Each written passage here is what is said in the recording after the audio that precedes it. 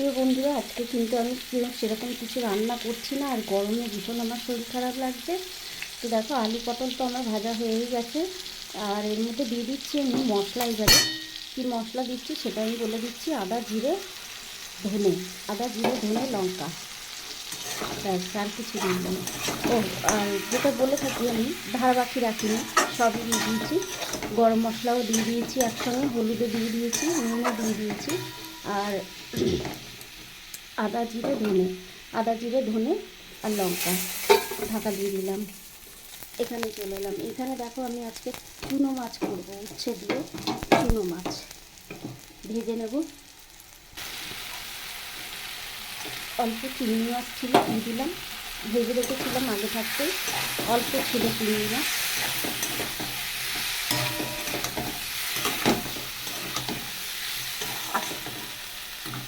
ভালো করে কষিয়ে নেব। একটু জল দিয়ে দিচ্ছি, অল্প জল দিয়ে দিয়েছি। আমি আলু পটল এমন করে ভেজে নিয়েছি যে আলু পটল একদমই সেদ্ধ হয়ে গেছে, এই দেখো। আর যেটুকুনি সামান্য বাকি আছে, এখন হয়ে যাবে। মশলা কষাতে কষাতে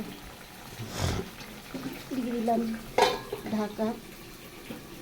আমার উচ্ছেগুলোও কিন্তু ভাজা হয়ে গেছে।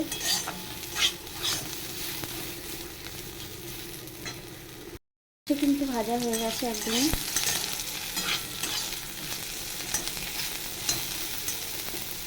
দিয়ে দিচ্ছি এর মধ্যে একটু নুন, হলুদ, সামান্য একটুখানি জিরে আদা বাটা, সামান্য সামান্য দিয়ে দিয়েছি আমি জিরে আদা বাটা। আর তার সঙ্গে একটু লঙ্কাও ছিল। এবার দিয়ে দিলাম চুনো মাছগুলো। চুনো মাছ বেশ অনেকটাই আমি ভেজে রেখেছিলাম, কারণ আজকে আর ভালো লাগছে না বলে আর পুরো রেসিপিটা দেখালাম না। তবে মাছ ভেজে দেখছিলাম, উচ্ছেটা তো ভাজালাম, দেখিয়ে দিলাম। তার সঙ্গে একটু জিরে আদা বাটা দিয়েছি, হলুদ দিয়েছি, আর নুন তো দিয়েছি। প্রয়োজন মতন দেখে নিয়ে আবারও নুনটা দেখতে হবে।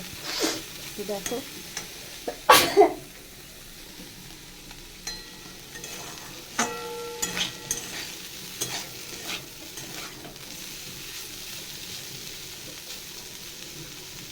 একটু ঢাকা দিয়ে দেবো, একটু ঢাকা দিয়ে দিই। এদিকে দেখে নেব একটু চিংড়ি মাছের, আলু পটলের চিংড়ি মাছের রসাটা।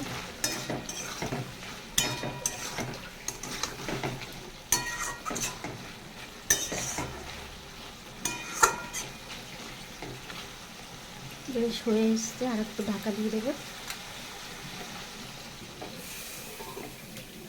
রান্না আমার একই সাথে হয়ে গেল, পটল আলু চিংড়ি দিয়ে হয়ে গেল, এদিকে উচ্ছে দিয়ে চুনো মাছও হয়ে গেছে।